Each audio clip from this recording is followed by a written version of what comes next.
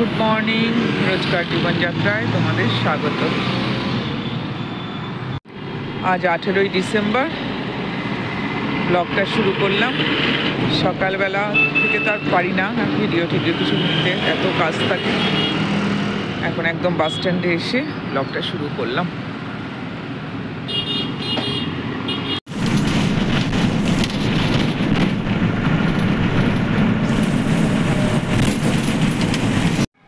স্কুলে পৌঁছে গেলাম, এখন যাবো একটু মন্দিরে রোজকারের মতো। আজকে আছে পিটিএম, তাই এরকম ব্যবস্থা করা হয়েছে, চেয়ার রাখা হয়েছে। 10টার সময় শুরু হবে। চলো মন্দিরে আগে ঠাকুরমাকে প্রণাম করে আসি।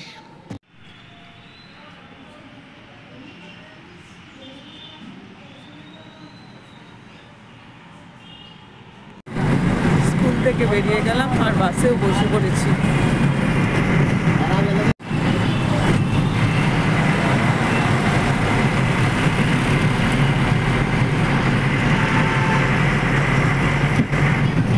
ঘরে পৌঁছে গেলাম।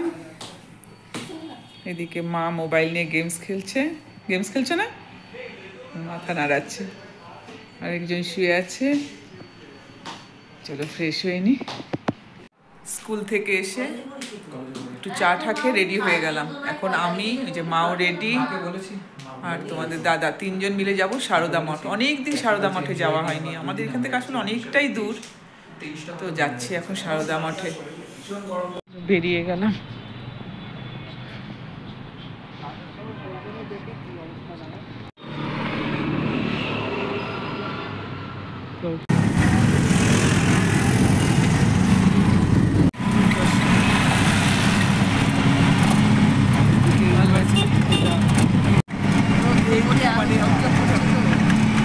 না, এই ব্রিজটা দিয়ে প্রথম এলাম।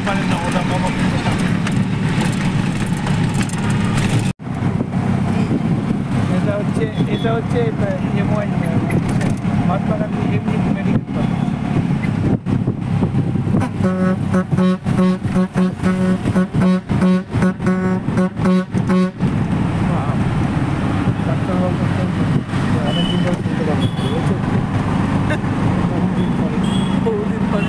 এটাই না আনন্দময়ী মা আশ্রম?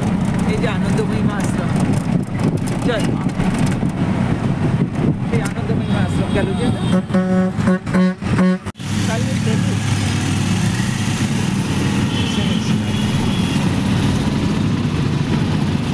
সায়াজি হোটেল।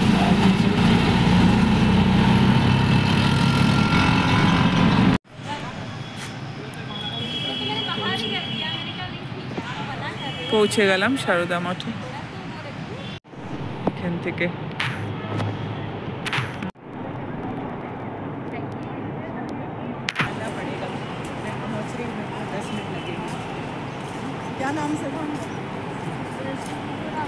মা বসে আছে। এই হলো সারদা মঠ।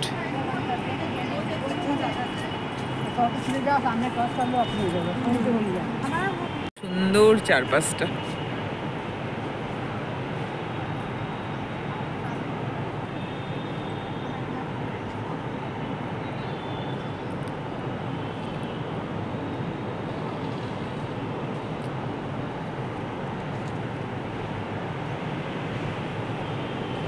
কি সুন্দর। চলো মন্দিরে যাই, আরতি হবে। চারদিকটা এত সুন্দর গোছানো, চারদিকে বাগান, খুব সুন্দর।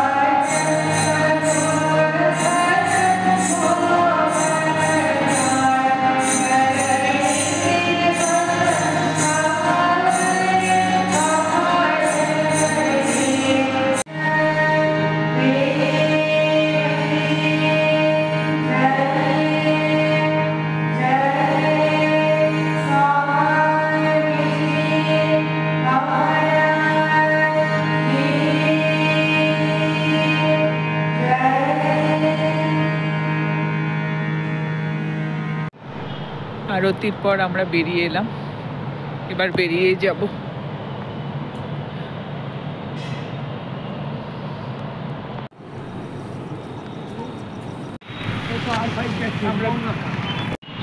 বেরিয়ে গেলাম আমরা, দেখি এখন একটা অটো ধরবো আর তারপর সোজা বাড়ি। মা দাঁড়াও,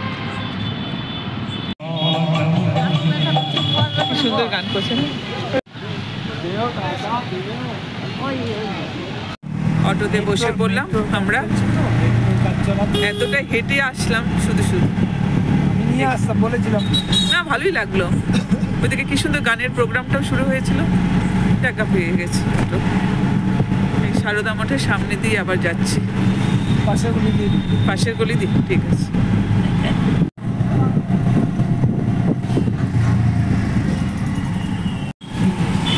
দুই দিকে শুধু উলের জিনিস বিক্রি হচ্ছে, তাই তো এই জায়গায় চিনি না।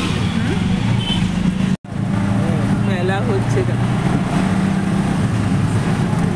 এদিকে লাইটগুলো কি সুন্দর দেখা যাচ্ছে না। বাড়ি ফেরার পথে একটু অন্নপূর্ণা মন্দিরে মাকে দর্শন করার জন্য ঢুকলাম। খুব সুন্দর।